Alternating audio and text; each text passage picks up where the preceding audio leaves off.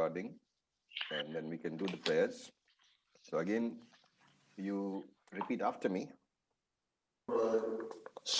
Om Sadashiva Samarambham Shankaracharya Madhyamam Sadashiva-Samarambham Shankaracharya-Madhyamam Asmadacharya Paryantam Vande Guru Paramparam Asmadacharya-Paryantam Vande Guru Paramparam. Om Sahana Bhavatu Om Sahanavavatu. Sahanau Bhunaktu Sahanavavatu. Sahaviryam Karvavahai Sahaviryam Karvavahai. Tejasvinavadhitamastu ma vidvishavahai Tejasvinavadhitamastu vidvishavahai. Om Shanti Shanti Shanti. Om Shanti Shanti Shanti. So I'll just mute you, and first we will explain the two prayers. So the first one is Sadashiva Samarambham Shankaracharya Madhyama. So Sadashiva, the eternal Lord Shiva, Samarambham. The teaching has been given by Lord Shiva. So it's said that Samarambham, it all originates from him. So Sadashiva Samarambham means this Vedic teaching has originated from Lord Shiva, Shankaracharya Madhyama. So then you are presuming that there is a parampara, there is a long series of acharyas in between Lord Shiva and Shankaracharya who have been propagating the particular teaching. They have been carrying it forward. And then Shankaracharya is there because for us he is a very revered figure. He is the one who has given us all the interpretations which we are currently using. So Shankaracharya is in the middle of the lineage. Asmadacharya Paryantam. Paryantam is up to. Asmad is mine. So Asmadacharya Paryantam, up to that my current Acharya. So here with these words, Sadashiva Samarambham Shankaracharya Madhyamam Asmadacharya Paryantam. With these words you are recalling the entire lineage, starting from the originator Lord Shiva up to your current teacher. And then Vande Guru Paramparam. To all those teachers, to all those gurus, I am giving my namaskara. So remember, what is happening is that you are not paying obeisance or giving namaskara to your teacher. You are giving it to the entire parampara itself. And the parampara represents what?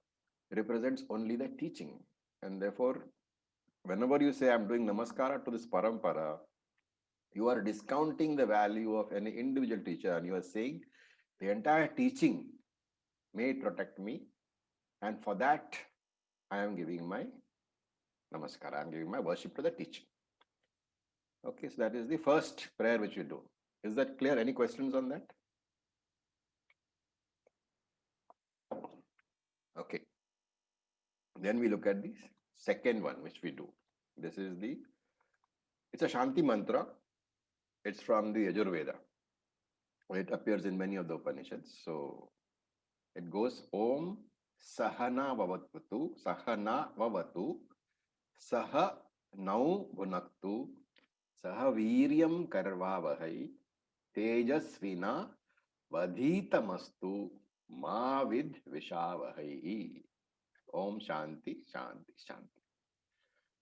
So it's Avatu. That word Navavatu has to be split into Nau plus Avatu. Now is not the Hindi now, it's not 9. It is now in Sanskrit is both of us. So Om Saha Now, both of us together. Saha now is both of us together. Avatu. Avatu is from the Sanskrit dhatu ava, meaning to protect. So avatu, may he protect us from both. In fact, from this dhatu itself, om is derived. The dhatu ava. So saha na saha now avatu, may he protect both of us. How will he protect both of us? By giving knowledge, by giving jnana. And then there is another word. So there are two words here, two verbs, avatu and bhunaktu. Both mean the same. Both mean protect. Now, why is he using twice? So the interpretation is that the first time sahana bhavatu, when you say saha now avatu, may you protect us, O Lord, by giving us jnanam. Okay, and saha is together. So this together is who? This togetherness is the teacher and the student. Okay, it's joint prayer by the teacher and the student. So they are praying together, saying that may the Lord protect us by giving both of us jnanam. Protect us both. So avatu here stands for protection by way of giving jnanam. Similarly, saha now bhunaktu. May he protect us both again. But this time the bhunaktu cannot be taken as protecting by giving jnanam, because repetition of any idea in the scripture is considered a dosha, considered a defect. And therefore, here he will say that may he protect us both by giving us jnana phalam. The first one, avatu, means may the Lord protect both of us, the teacher and the student, by giving jnanam. And the second one, may he protect both of us by giving jnana phalam. And then what is it? It is saha viryam karvavahai. So viryam is here the effort. जो प्रयत्न है उसको वीर्यम बोलते हैं. So saha viryam, let us both karvavahai, let us put both efforts. Both of us should put forth an effort. In what? The teacher has to put forth an effort to teach, and the student has to put forth an effort to learn. And therefore, now adhitam astu, may our learning be tejasvi, effective, be bright and brilliant. May we learn so that our knowledge is bright and brilliant. And ma vid vishavahai. So with wish is one word. In chanting, because of the swara, we say with vishavahai. So ma here is not mother. Ma in Sanskrit is no. So these little words, whenever I repeat, you should take careful notes so that in future there is no confusion. Ma means no, not.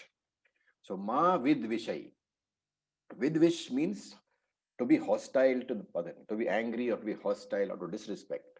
And therefore, ma vidvish vahai, let us not be hostile to each other. Why? Because both. Why does he say that let us not be hostile to each other? Let the guru not be prejudiced towards the student, and let the student not be prejudiced towards the guru, which means the guru must have care and compassion. The Sishya must have Shraddha and Bhakti in the teacher. And therefore, ma vid vishavahi. Let us not have any misunderstandings. Ma vid dveshavahi. Let us not have any misunderstandings at all. Because if the relationship is strained, then the Shravanam will not be effective. The Shravanam can be effective only when the Shishya respects the teacher and has faith in the teacher. So this is the text of this very beautiful little Shanti mantra. And then we say 3 Shantis always. The 3 Shantis are for removal of 3 obstacles. Okay, so the English translation which you often see, Om, peace, peace, peace, that is a meaningless translation. Shanti here means a removal of pratibandha, removal of obstacles. And the 3 obstacles are supposed to arise from 3 different sources. The first Shanti is from Daivika, Adi Daivikam it is called. That is obstacles, pratibandha arising from forces beyond your control, and therefore we say Devatas. Okay, whether the gods are actually putting any obstacles in your way or not, because these are not in your control, you are saying Adi Daivika, from the gods. Then the second obstacle is Adi Bhautika, from other people. So people around you may not want you to be sitting for, your Shravanam. They may come and disturb you. They may say, where is my chai? Where is my food? What is the nonsense you're sitting in the morning? All that is Adi Bhautika. And then there is obstacle from your own mind. Your mind may not be functional. Your body may be giving pain. You may not be possible for you to sit there for 1 hour, and you will be scratching and your mind will be distracted. So arising from yourself, those are pratibandha, obstacles arising from yourself, adhyatmika. And therefore you say three shantis. One to address the daivikas, that is from the gods, one other people, and one for your own self. Three different shantis meant to address three sources of obstacles. Okay. Any questions on that? Thanks for explaining. Very nice. Okay. So now last time we did the Acharya ji, what about Tejaswin? I missed that. Tejasvi is let my knowledge be bright and shining. Tejas is fire. Okay. Okay, now we'll go with this. And last time we did what? We did the 7th verse of the Dhyana Shlokas, which talked about what namaskara was it last time? Namaskar to the Mahabharat. Namaskar to Mahabharat. So with that 7th verse, the namaskar to the Mahabharata is over. Now we'll take up Gita Namaskara. And for Gita Namaskara, you have to go to verse number 1, which we will chant. So please unmute yourself and you can chant after me. Om Parthaya Pratibodhitam Bhagavata Narayanena Swayam. Om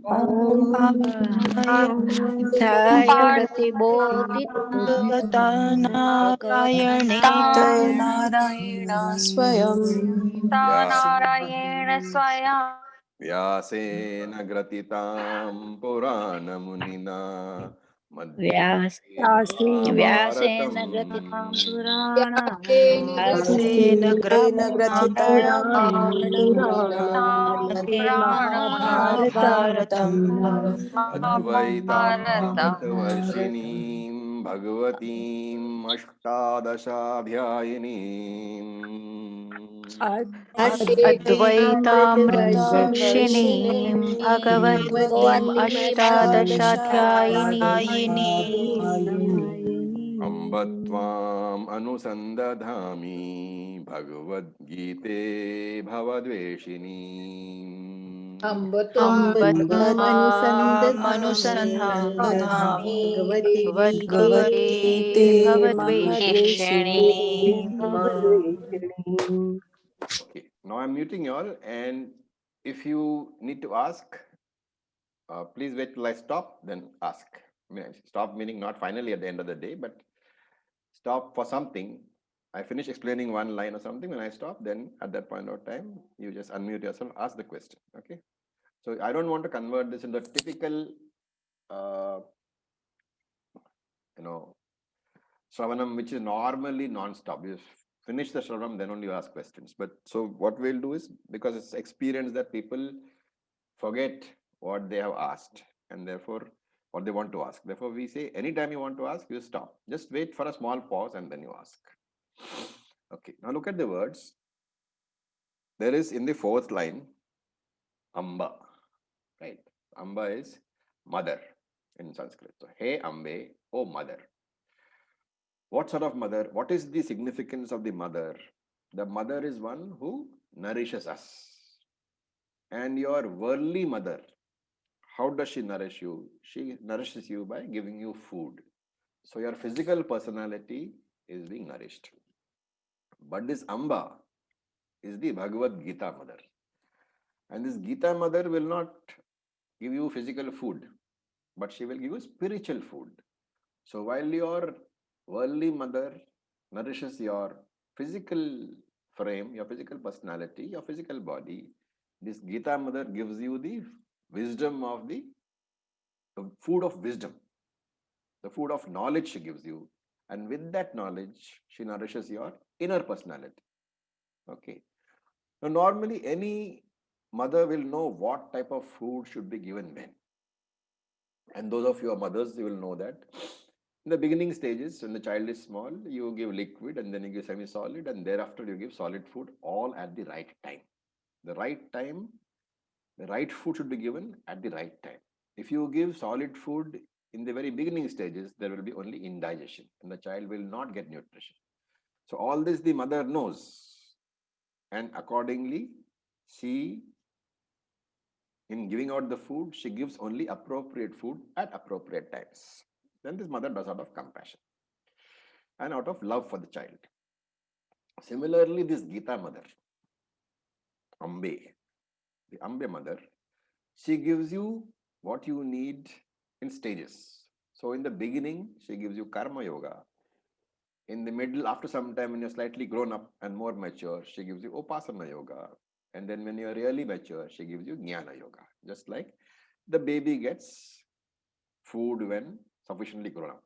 And therefore, Hey Ambe is equivalent to Hey Gita, addressing the Mother Gita, Hey Bhagavad Gita. And then he says, Tvam anusandadhami. So again, fourth line, Tvam, you, anusandadhami, I worship you with great reverence. Hey Bhagavad Gita, O Lord Bhagavad Gita. So this is the Bhagavad Gita. And then you get the description. What is the description? Because Bhagavad Gita is a teaching. So what is the description of that teaching? So you have to go to the first line. Parthaya pratibodhitam. A teaching, Parthaya, has been given to Partha. Partha is son of Pritha, son of Kunti, so Arjuna. Partha is a term for Arjuna, which of course I think all of you all know, but the derivation is Prithiputra, so the son of Priti. Priti is another name for Kunti. So this teaching, Parthaya, has been given to Arjuna, and one of the Pancha Pandavas. Pratibodhitam means taught. So Parthaya Pratibodhitam. This teaching has been given to Arjuna. Which teaching? The teaching contained in the Bhagavad Gita. A very, very complete description is being given. So the student is named Partha. And what does the student get? Pratibodhitam, the teaching. And this teaching is by whom? Bhagavata Narayanena Swayam. By Bhagavan Narayan himself. See, most of the words you will be familiar with because there's Hindi also. Okay, so Bhagavata Narayana Swayam, by the Lord Narayana himself, the all-knowing, omniscient Lord. And because it is Lord Narayana himself, it is being implied that this teaching is dosha rahitam. There will be no defect at all in this particular teaching because it is coming from Lord Narayan himself.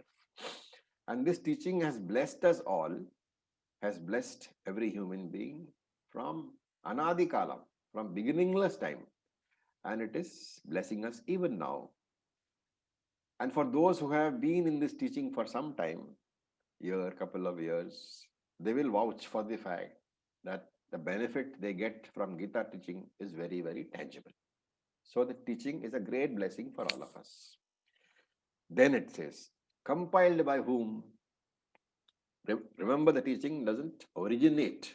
It is compiled by whom? Vyasena Grathitam, reported by Vyasacharya.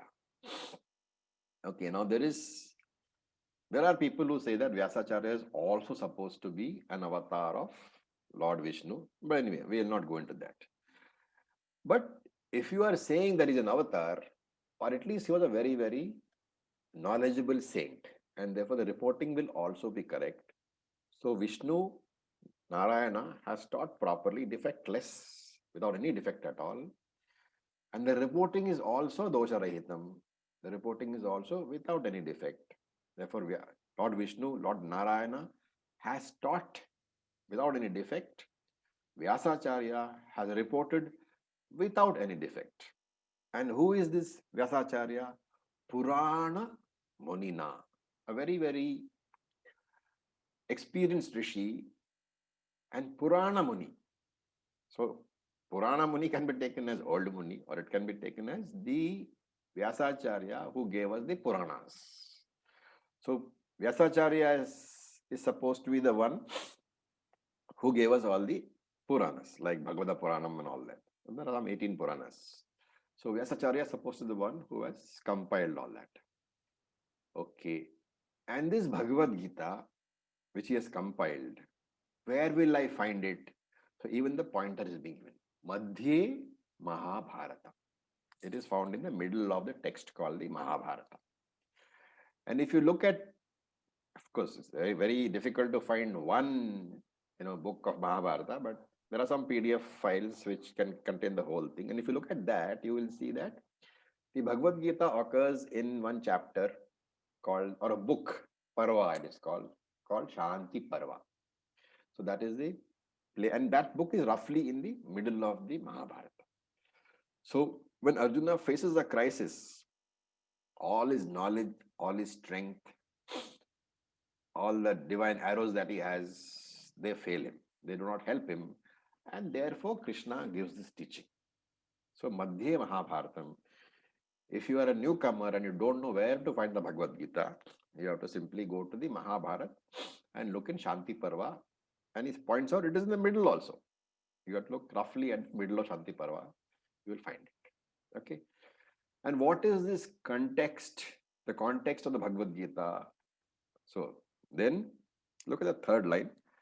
Advaita, that one word, Advaita Amrita Varshinim, has to be broken into Advaita Amrita Varshinim. So Varshinim is Varsha, the rain or the shower.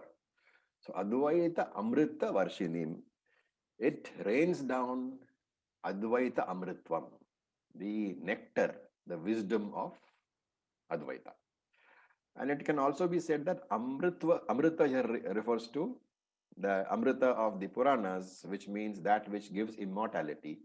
And therefore, this Advaita Amrita, the teaching of Advaita, it confers immortality on us. And that is why Advaita Amritam Varshinim. It is a rain, a full rain of Jnanam it gives. Okay, so far so good. Then, look at the last word of the third line. Ashta Dasha Adhyayini. So this is broken into Ashtadasha Adhyayini. Ashtadasha means, so in Sanskrit, you don't say Athara. You say Ashtadasha, means you are adding the Ashta to the Dasha. Dasha is 10, Ashta is 8, Ashtadasha means 18. Adhyaya means, of course, everybody knows chapters. So this Bhagavad Gita consists of 18 chapters, 18 Adhyayas. And what is the speciality of this Bhagavad Gita? That you look at the fourth line, the last word, Bhava Dveshinim. So Bhavaha means the problems of living, the problems of being alive. Because Bhava is to be. And therefore Bhava is equivalent to Samsara. And Samsara means not universe, not Jagat. It means the problem of being in the Jagat. If you are alive, you are in the Jagat, right? The problem of remaining alive in the Jagat, of being alive in the Samsara, that is called Samsara. So what is that? The self-dissatisfaction. That fact that I am never happy with myself, that is called Samsara. And this unhappiness with myself is what makes me take up one activity after the other. So I've got so many things to be unhappy about, right? I am not happy with the color of my skin. So I go and get some bleaching done. I am not happy with the color of my hair. So I get hair colored. Or I have no hair. So I go and get some wig or something, or hair treatment. Then I'm not satisfied with my teeth arrangement. So I go and get some surgery. Some problem or the others is always there, physically also. And emotional dissatisfaction is also there. My children don't love me, my brother doesn't love me, my mother doesn't love me, my father doesn't love me, my friends don't love me, they don't talk to me. All emotional dissatisfaction is there all the time.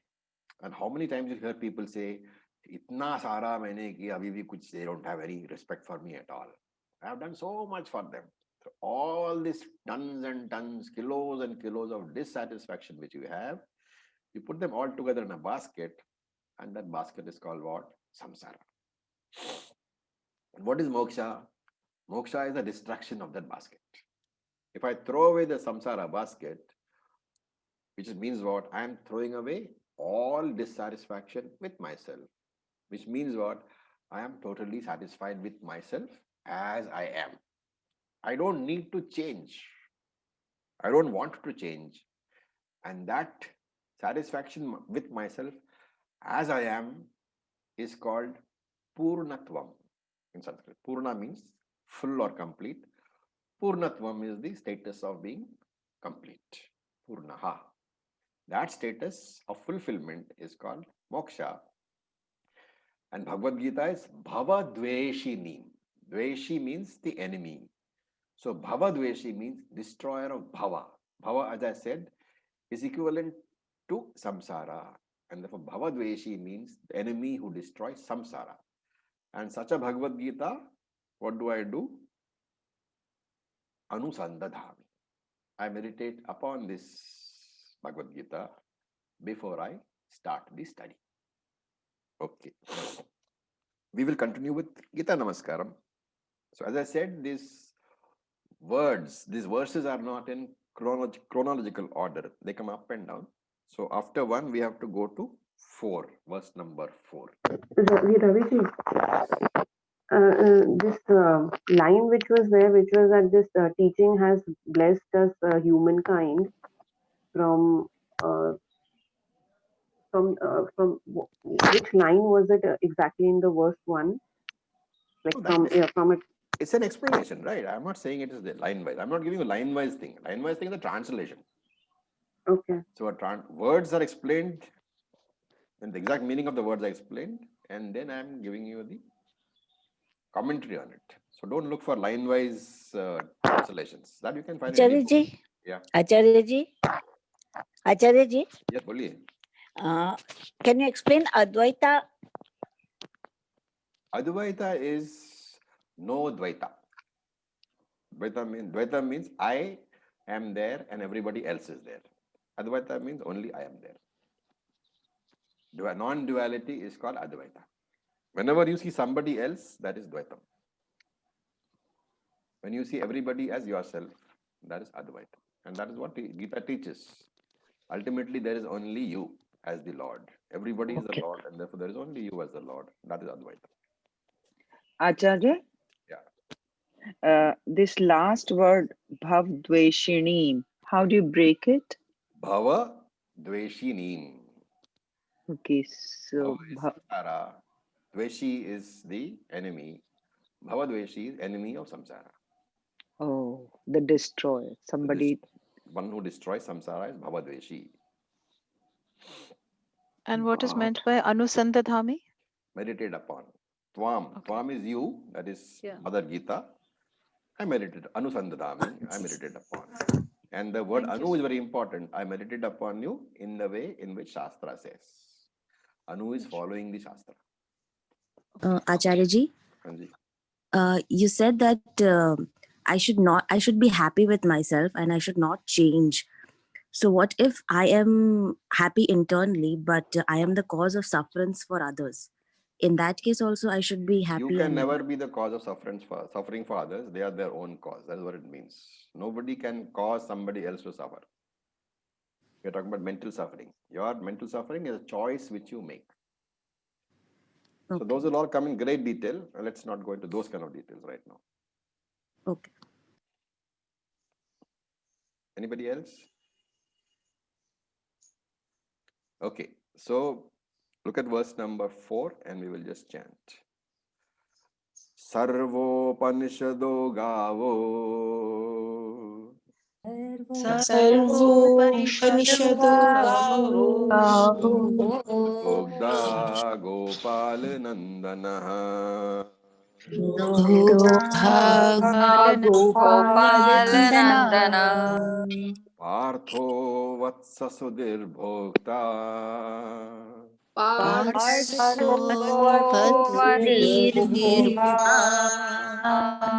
Dugdam Geetamritam Mahat.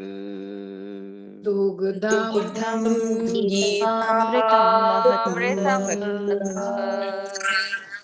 Okay, I'm muting you all.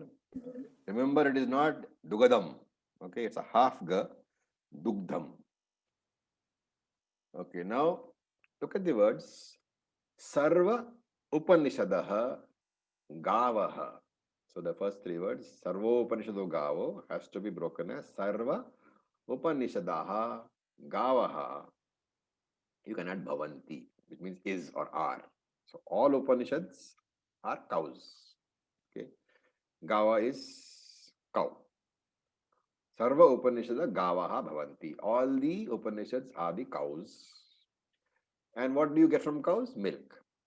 And therefore he says, Dogda, the one who milks the cows. So that is the third word, Dogda. Who is that Dogda? Gopala Nandanaha. Remember here, Sanskrit mein sentences are very often incomplete, and very often mostly they are incomplete. Sometimes they don't have verbs, sometimes they don't have subjects, sometimes they don't have objects, and that's why so much of explanation is necessary. So when you say Sarva Upanishad or Gava, it's like saying in Hindi, Sare Upanishad Gav, Guy, Sare Upanishad Guy. What is missing in that sentence? Upanishads are cows. Are cows. So Sarva Sare Upanishad Gav hai, Guy hai. That is missing, right? That has to be supplied, and mentally at least. You don't need to supply it there in this, but Sarva Upanishado Gavaha Bhavanti. All Upanishads are cows. Similarly here, Dogdaha Gopalanandaha Bhavanti or Bhavati. This one who milks is Gopala Nandanaha. Okay, Gopalas are the ones who are basically cowherds. And therefore Nandana means one who is the joy. So Gopala Nandana means the one who is the joyful one, or the joy of all the cowherds, the one whom all the Gopalas love. He is the Dogda. So Dogda Gopala Nandana Bhavati. This Krishna, who is the cowherd, who milks what? Who milks the Upanishads. He is the joy of all the cowherds. And then Bhokta. Bhokta is the, in this case, Vatsaha. Vatsaha is the calf. Bhokta Vatsaha Parthaha. Okay, so this calf in this case, who is the Bhokta in this case? The one who drinks the milk. Who drinks the milk? The calf, Vatsaha. But who is the one who is getting the knowledge? Arjuna. And therefore, Bhokta Vatsaha Parthaha. Bhavati or supply is Arjuna. And what kind of Arjuna? Sudhihi. Sudhihi means the one who has a clear and clean mind. He is Arjuna. He is Bhokta. And what is this milk then? Dugdam. In the second line, Dugdam. So remember the word Dogda is the milker in the first line. Dugdam is the one who is the milk itself. What is milked? Dugdam is the milk. What is the Dugdam? Gita Amritam Mahat. Mahat means Mahan, great. And therefore, Mahan Gita ka Amrit Doodh hai. The milk is the essence. Gita, the nectar. The actual nectar from the Gita, the great nectar from the Gita, is the Dugdha. The milk is the nectar of the Gita. This is the literal translation. Now let's look at how to explain. So this is going to be the style. First, we will look at the words. We will break the words. Sandhi we will break, give you individual words. We will tell you the meanings of individual words. Then here we are not doing it, but we'll start doing it the moment we start the chapter 1 proper. There is something called an Anvaya.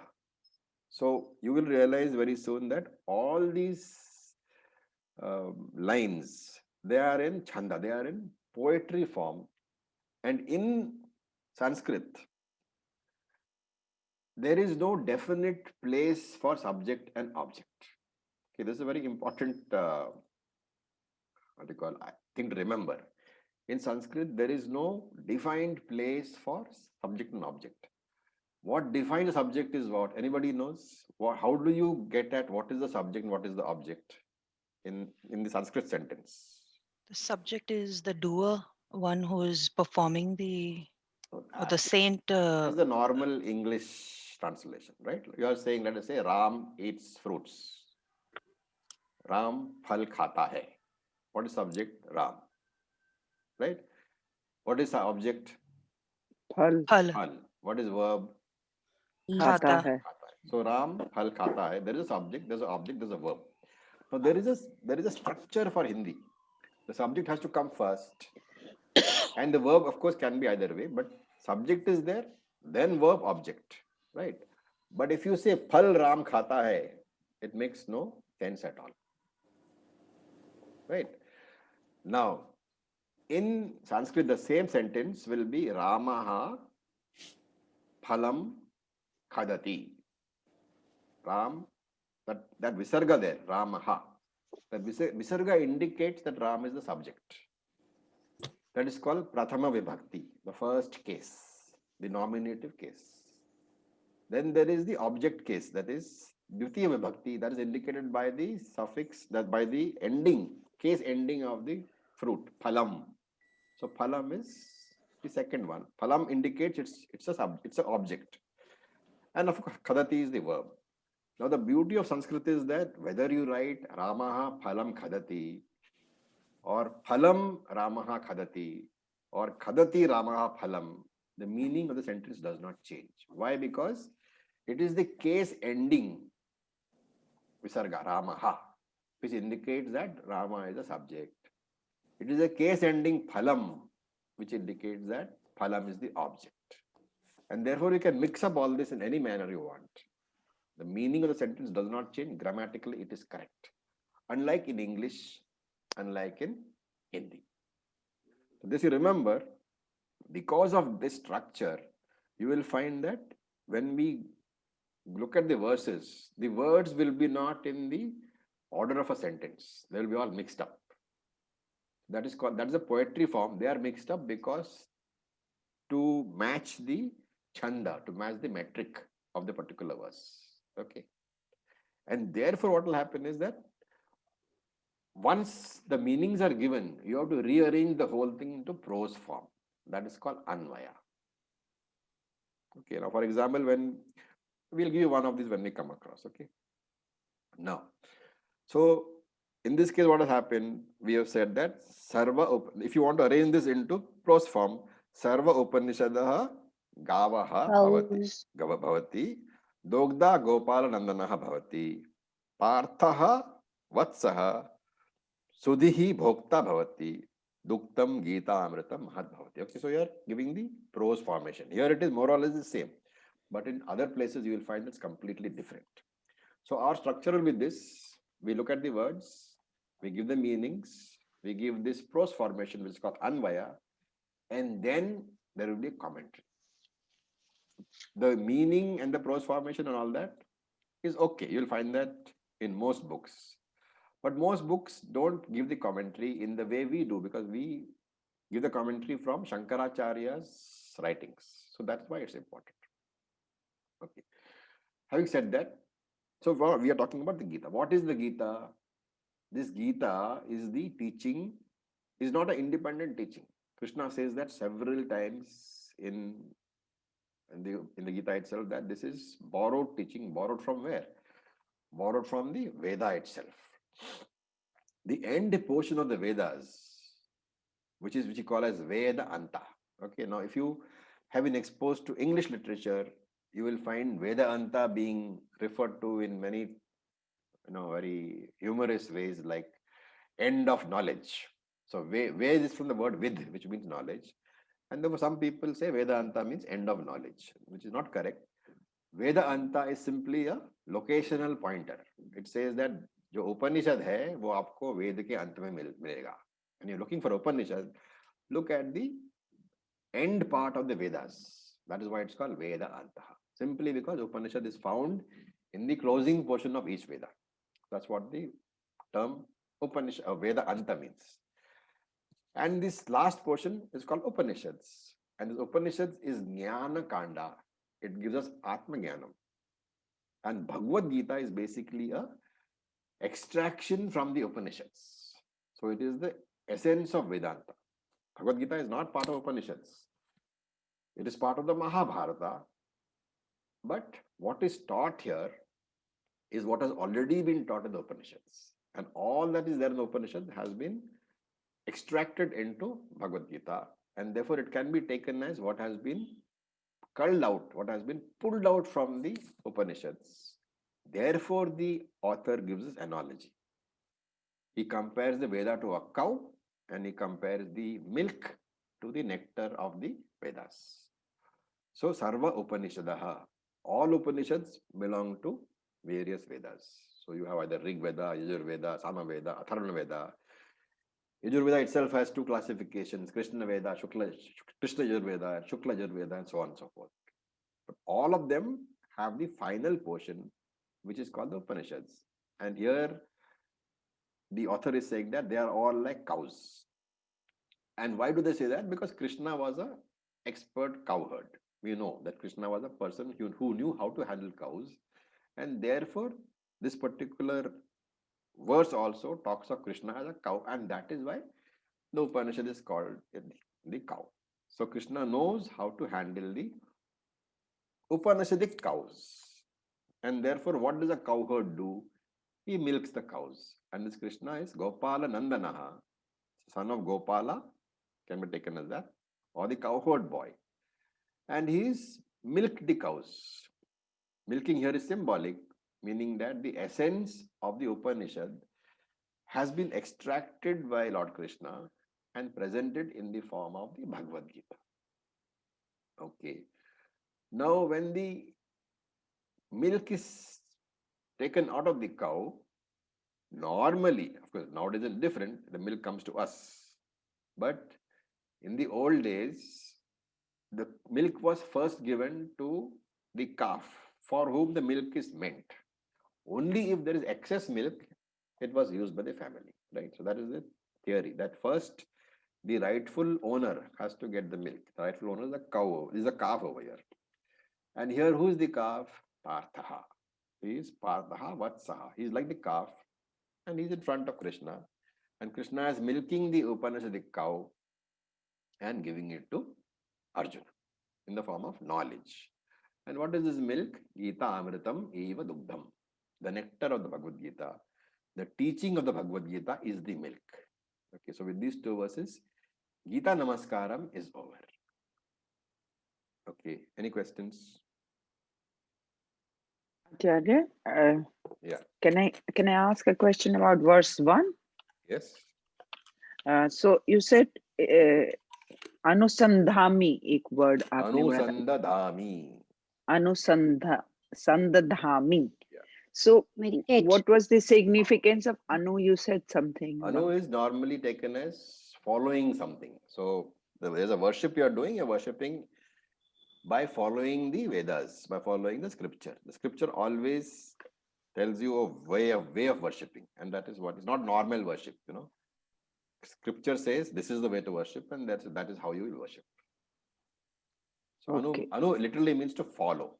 For example, Anuradha, the follower of Radha, that way. Oh, yes, that makes sense. So here he's also telling the way to. He says that you do worship. according to the way it's been mentioned. Don't just do what you feel like. It's very Yes. important because most of us do what we feel like and then we say that we are worshipping. So it's also the way. It's not just what, it is No, how. the Veda is extremely specific about worship. Okay, like if you see some of the rituals in the Karma Kanda part, not only will they tell you who is to worship, they will tell you how many priests are to be there, which priest is to be from Rig Veda, how many from Yajur Veda, how many from Sama Veda, everything will be there.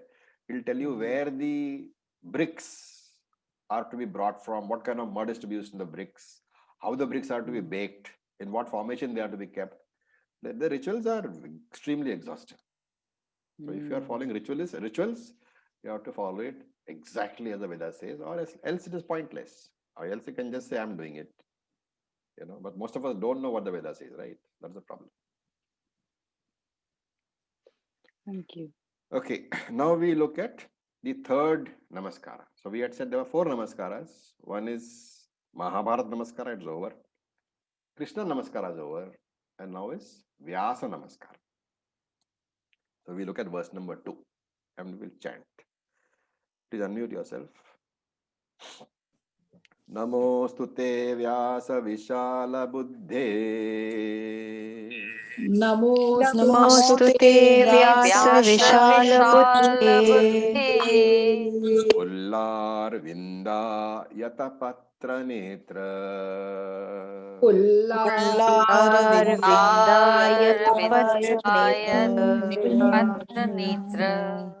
Yena Tvaya Bharat Taila Purnaha.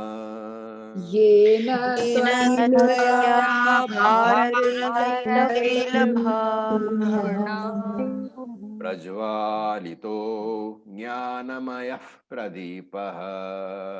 Alito Anamaya Okay, so I'll just mention a small chanting rule over here. Whenever a visarga, what is a visarga? Aspirated. Two dots at the Two end. dots. What does the 2 dots indicate? Aspirated. Subject. Huh. Subject.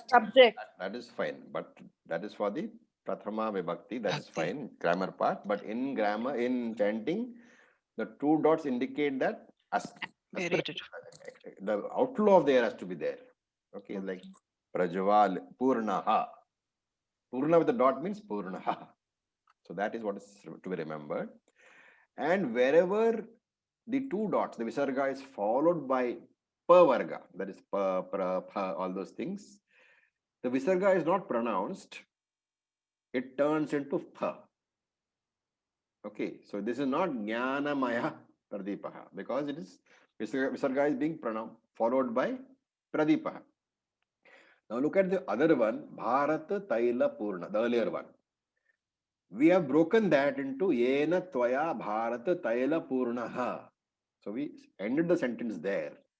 And therefore, the visarga was pronounced as with the full ha, the aspiration. Okay. Bharat Taila Purnaha.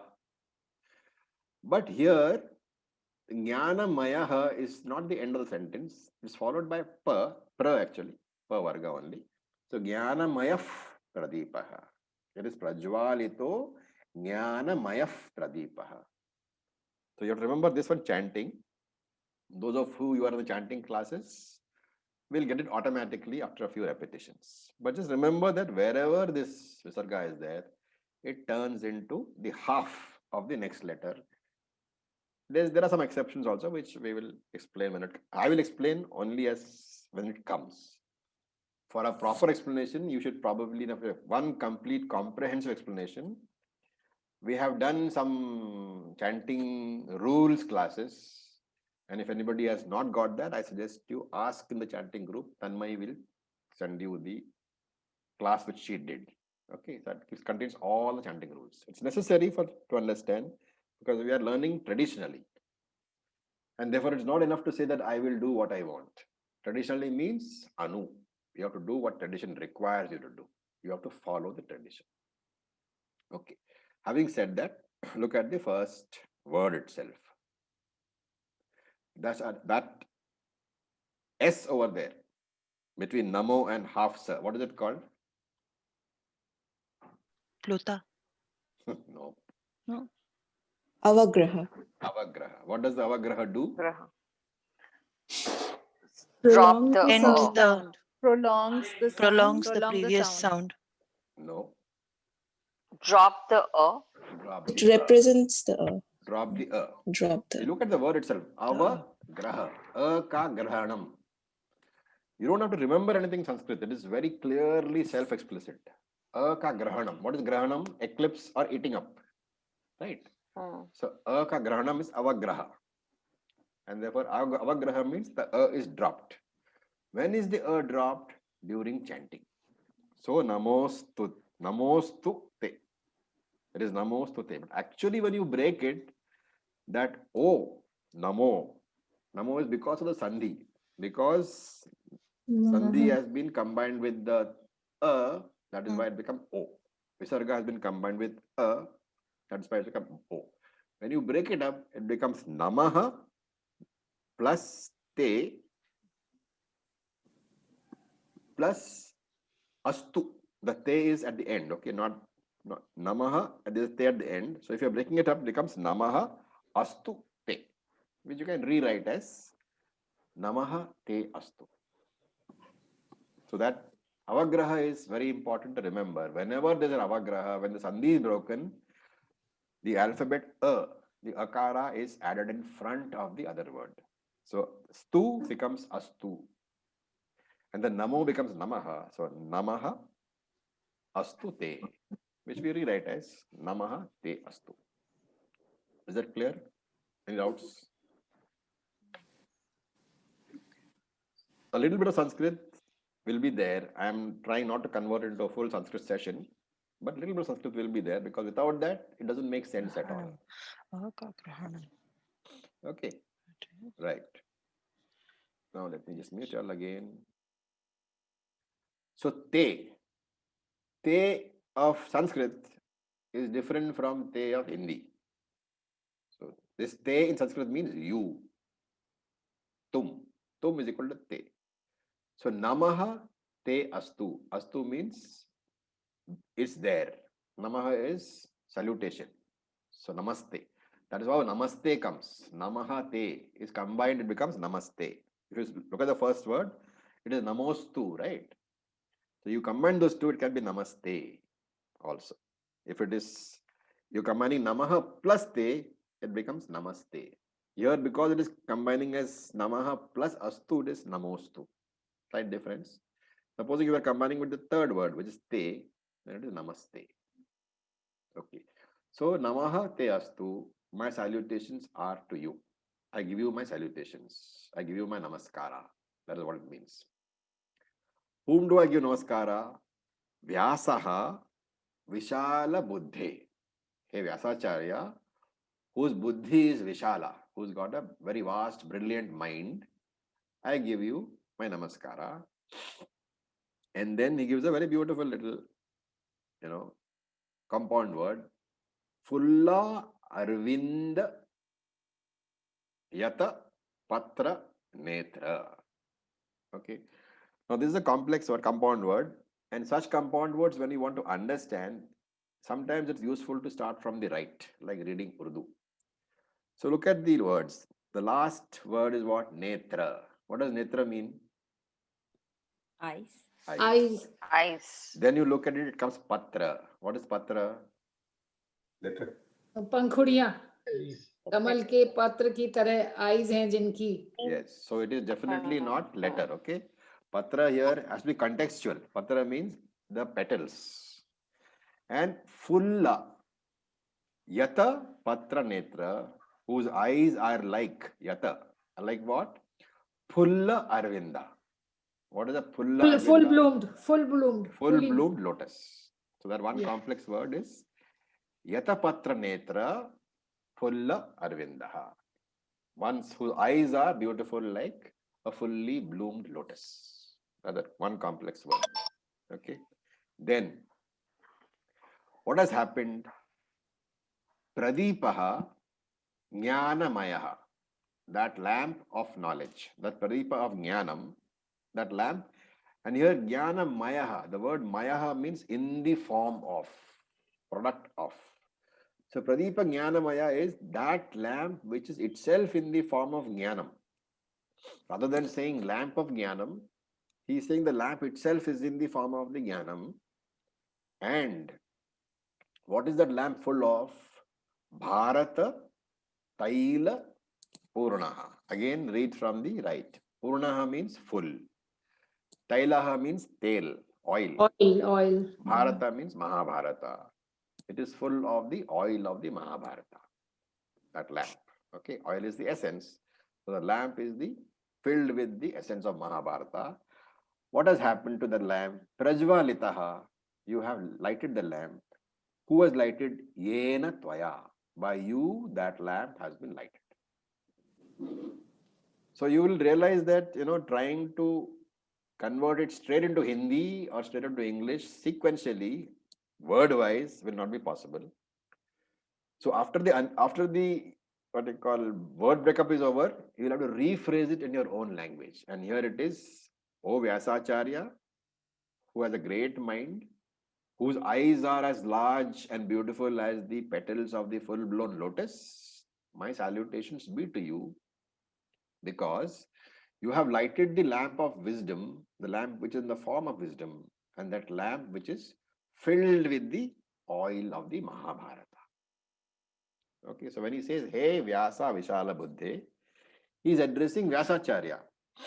And the word, Sanskrit word Vyasa itself means the one who has divided the Veda into 4. So Vyasa can mean division and compilation also. So Vyasa means here the one who divided the Vedas into 4 and also expanded the Vedic teaching through the 18 Puranas. So Vyasa has 2 meanings. The word Vyasa means one who divides. It can also means one who expands. And therefore originally the Veda was one big, work, text. And it was too much to remember. Remember those days, there were no written material. Everything was Karana Parampara, which means you have to remember the whole thing by heart. And it was becoming more and more difficult because people were not interested in remembering the whole Veda itself. And therefore, to ensure that the Veda did not get lost, what did Vyasacharya do? He divided the Veda into 4. So 4 division of the Veda into 4 is credited to Vyasacharya. And then he classified them as 4 and he called what he call 4 disciplines, 4 disciples, and put each one disciple in charge of each Veda so that the burden is shared equally. There are 4 disciples, 4 Vedas were divided among them.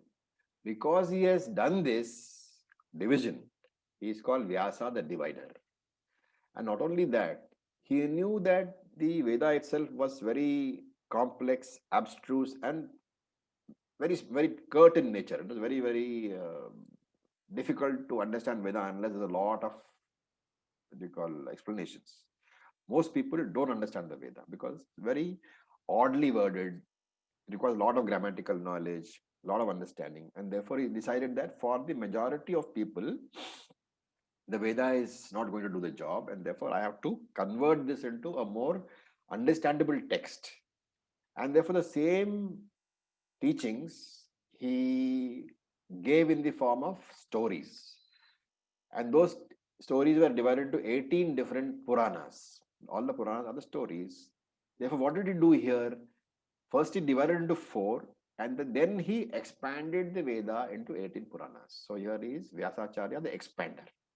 So Vyasa the divider and Vyasa the expander. The divider is the one who divided the original Veda into 4 branches, Rig, Yajur, Sama, and the other one. And Purana is the expansion. Therefore, after dividing and expanding, he is known as Vyasacharya, the divider and the expander. What was his original name? Any idea? Anybody?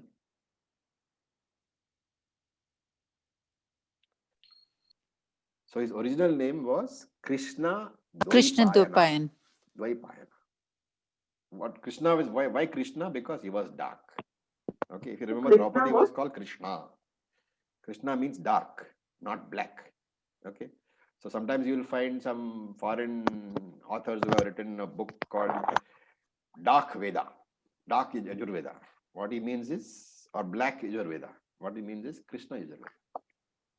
So Draupadi was dark, so she was called Krishna. The extended Na indicates the female sex. This Krishna was also dark. This fellow Vyasacharya also dark. So it's called Krishna. And how to differentiate between our Lord Krishna and Vyasacharya? So because they were contemporaries. And therefore, Dvaipayana. Dvaipayana means one born on the island. And therefore, Vyasacharya means the Krishna born on the island, who is Vyasacharya, different from Lord Krishna. Acharya ji, can you please tell what is it called again? Krishna? क्या what was the Dvaipayana? Dvaipayana. Dvi is a island. अच्छा Dvaipayana. Okay. So this we'll stop here. We'll come back to this verse again in the next class. In the meantime, 5 minutes for any questions.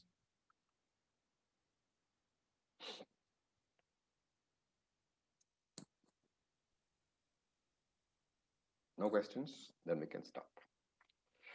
Raviji, which island was this? I don't know. Could be thousands Okay. of islands anywhere. It could be even the island in a lake, right? So, Yeah.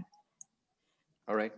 Break. How does this word Krishna Dvaipayana break? Krishna, Krishna is one word. Dvaipayana Hmm. is one born on an island. the one who, okay. One born on an island. Dvaipayana is Deep Small water. question can I ask Acharya ji?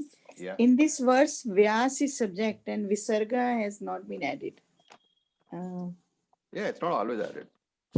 Vyasacharya is not saying anything in this word. What is he saying? Okay. Oh, you are not your idea of subject is wrong. Okay, what you are saying is object. What is being talked about is the object, not the subject. The one who is talking is the subject. Okay. So that slight grammatical understanding has to be there. Thank you. Vyasacharya is the object, not the subject. Okay. Om Purnamadav Purnamidam Purnat Purnamudachyate Purnasya Purnamadaya Purnamevavashyate Om Shanti Shanti Shanti Om Tat Sat Om Namah Shivaya. Thank you, everybody. Om Namah Shivaya. Thank you. Om Namah Shivaya. Thank you so much. Thank